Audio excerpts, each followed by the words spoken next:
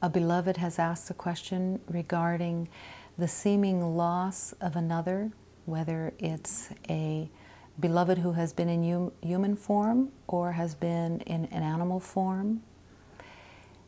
The belief of loss keeps coming to the surface in all different kinds of ways during the journey of remembering. But when a beloved leaves the form, this is an opportunity to love more deeply. This beloved is in no way gone. This beloved is in no way other than they have left the form. No way have they disappeared. No way have they gone someplace else. There is no place to be but in the one heart. This is the end of all seeming loss. And the opportunity is there in a very deep way when a beloved leaves that form.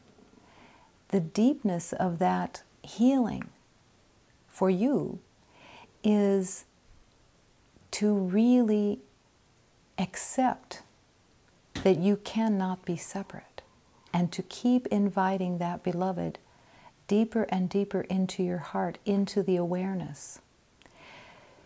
Surrendering the belief of grief, opening that doorway. The grief that appears has almost really nothing to do with the beloved who's left. The grief has to do with the belief of being alone, of being without, of being separate. And it's triggered in that moment by this believing's leaving their form. This is the divine gift that they are offering, because they are asking you to remember for them and remember with them that you are one. The mind and the senses that belong to the body, the eyes, the ears, the skin, all of the senses will affirm that this beloved is gone because they're not in your sight, they're not in your awareness through your senses. But in truth, it's an opportunity and a calling to open to the deeper awareness that comes from the heart. Going past the senses and surrendering the senses into the hands of God, that you're willing to see the truth of your oneness. Now there's a hook. When a beloved leaves the earth form, there is a hook of those who are left behind that want proof, that want evidence to calm themselves and to give them solace for the belief of the loss. This is a sideways attempt to try to get back what you think you lost. But the opening of the heart and the acceptance that you cannot be separate will open the divine awareness of that oneness. Imagine your life if you never were in the belief of loss again. That every beloved that you have ever loved and all of humanity is right here. This is completely beyond the understanding of the mind. But I can promise you that there really truly is no loss.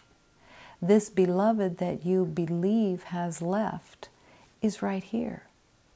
She's completely present because she is the complete truth of love. She isn't who you thought she was, and that has to be let go too. In order to see the divine, the concept of who you thought she was has to be let go. But you're not letting go of a concept that is really serving her or you.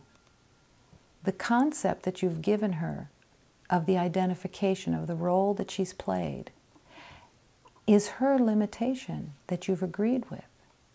And this is your divine opportunity of letting go again, deeper and deeper, of the identity of the form.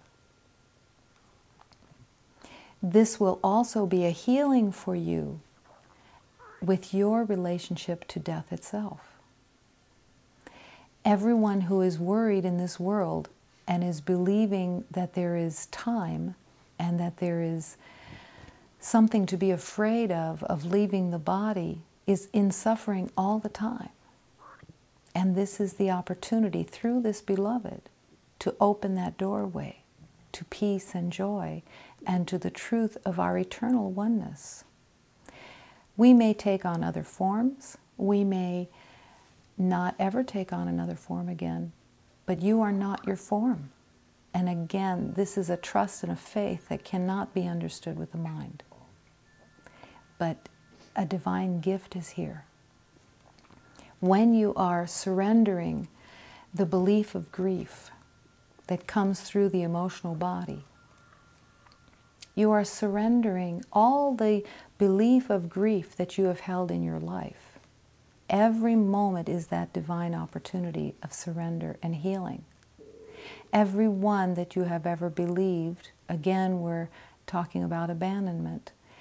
Every one that you have ever believed has left you or has left you without.